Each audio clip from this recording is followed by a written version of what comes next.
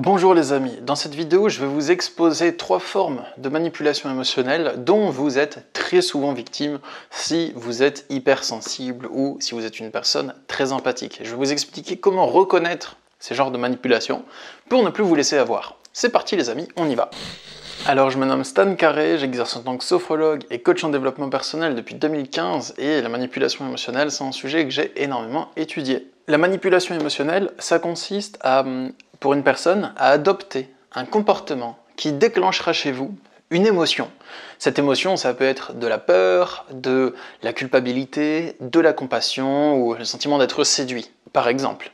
Et donc, vous agirez ensuite avec cette émotion dans l'intérêt du manipulateur. Donc le but, c'est de vous amener à rentrer dans un certain état et à faire certaines choses que vous n'auriez pas fait si vous alliez bien.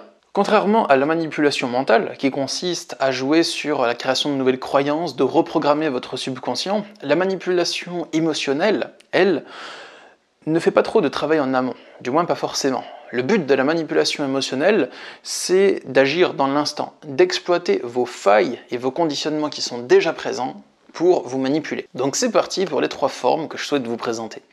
La première forme de manipulation émotionnelle, c'est se placer en tant que dépendant de vous et refuser de s'autonomiser.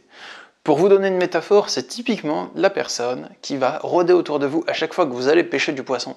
Et dès que vous attrapez une bonne poiscaille, elle va vous gratter votre poisson. Et quand vous allez lui dire « mais laisse-moi tranquille, il va pêcher », cette personne va dire « mais non, je ne sais pas pêcher, tu sais très bien que j'ai besoin de toi ». Alors vous allez lui dire « mais écoute, on passe une journée ensemble, je te donne des cours de pêche et après tu te débrouilles tout seul ». Et l'autre personne va dire « mais non, j'arrive pas à pêcher, j'ai essayé mais j'arrive pas, je suis trop faible, j'arrive pas à tenir la canne » et ainsi de suite. Donc c'est une personne qui va tout le temps vous dire que vous devez pallier ses besoins, qu'elle a besoin de vous pour pallier ses besoins et qu'elle ne peut pas le faire seule. Et dès que vous essayez de l'amener à devenir autonome, cette personne rentre en colère ou pleure. C'est aussi quelqu'un qui va placer ses besoins au-dessus des vôtres, en supériorité aux vôtres. Par exemple, vous allez lui dire « oui, mais moi j'ai besoin de manger le poisson que j'ai pêché. Oui, mais moi je suis faible, mais moi je sais pas pêcher, alors que toi tu sais pêcher, tu pourrais passer plus de temps pour moi, et ainsi de suite. » Donc c'est concrètement quelqu'un qui va vous demander de faire beaucoup de choses pour cette personne, en vous disant que c'est normal que vous le fassiez. Donc c'est même pas une faveur que vous lui faites, c'est genre normal, parce qu'elle peut pas et vous pouvez. Et à chaque fois que vous souhaitez arrêter parce que vous avez besoin de repos, de temps pour vous et ainsi de suite, cette personne va vous dire oui mais moi j'ai besoin de toi en fait. L'émotion qui est exploitée chez vous, c'est le sentiment de compassion et ensuite plus ça traîne, plus ça va plus être de la compassion et vouloir aider l'autre, ça va être le sentiment de devoir le faire, de culpabilité.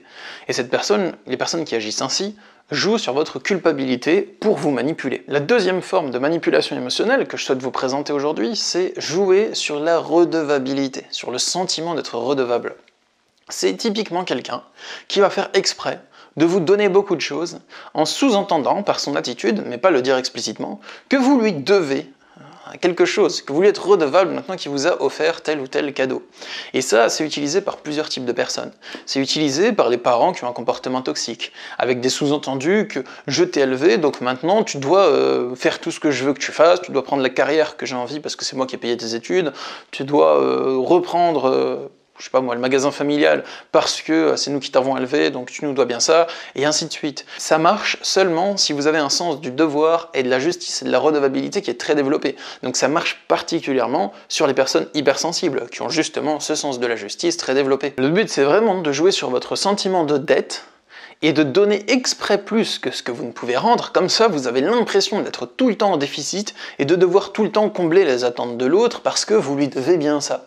Alors cette manipulation dans certains cas c'est quelqu'un qui va l'utiliser exprès contre vous et dans d'autres cas l'autre ne fait rien et c'est vous qui avez juste l'impression que comme l'autre a été gentil, vous lui êtes redevable. Donc à voir si ça vient de l'autre ou si ça vient de vous-même, ou un peu des deux. Troisième forme de manipulation émotionnelle, c'est tout ce qui va être la colère et la violence. C'est quelqu'un qui va vous mettre la pression par une colère froide, par des menaces, par déverser une colère explosive et vous hurler dessus. C'est quelqu'un qui va vraiment utiliser la peur, plus le sentiment de choc et de tétanie pour vous déstabiliser. Et une fois que vous êtes déstabilisé, vous êtes peut-être dissocié de vous-même dans l'observation de la situation en mode extérieur et dissocié de vos sensations, vous êtes peut-être en état de choc ou de traumatisme, et la personne, du coup, comme elle a créé une déstabilisation, elle va utiliser ce vide pour le remplir de ce dont elle a envie. Et donc, elle peut vous manipuler à cause de ça. Alors les amis, c'est tout pour les 3 formes de manipulation émotionnelle que je voulais vous présenter. Si vous voulez une autre vidéo où je vous explique comment déjouer ces formes de manipulation émotionnelle, dites-moi dans les commentaires que vous souhaitez une vidéo pour contrer la manipulation émotionnelle. Et s'il y a beaucoup de commentaires qui me demandent cette vidéo sur comment contrer la manipulation émotionnelle, je ferai une vidéo là-dessus, parce que je verrai qu'il y a de la demande, qu'il y a des personnes intéressées. Voilà les amis, si cette vidéo vous a plu, vous pouvez vous abonner à cette chaîne, laisser un pouce bleu et aussi mettre un commentaire justement pour soutenir la chaîne.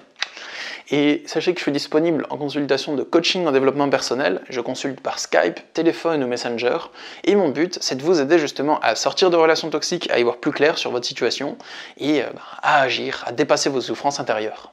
Il y a le lien dans la description pour me consulter. Je vous souhaite une très belle journée et je vous envoie plein d'énergie positive.